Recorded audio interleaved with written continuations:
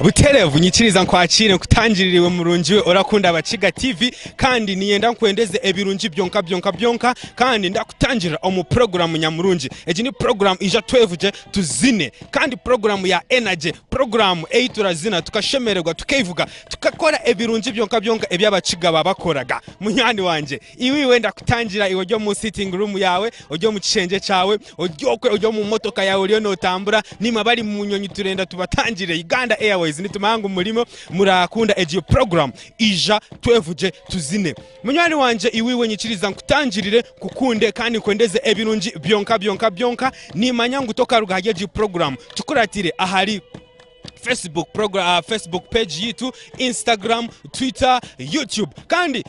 waikaho o commenting turebe comments zawe utakatina no kulaikinga na mnonga ha YouTube page yitu o tereho thumbs up then o commenting no commentinga. Munywani wanje nyikiriza nkutangire kandi kwendeze ebirunji byonka no manya obulijo programmage ko kunagambire ne ya energy kandi nkemanyiza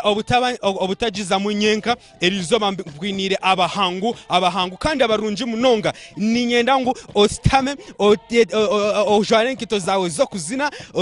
erizoba ni kuzina tukashemererwa tukazana then tukabendeza ebirunji byonka eji ni program ija twevugye tuzine ahantu ya ahari bakiga TV kandi umutebekanisa wa program kabulijo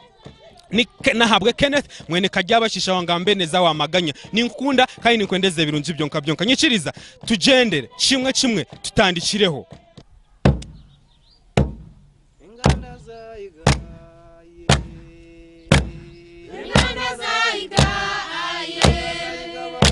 Enganda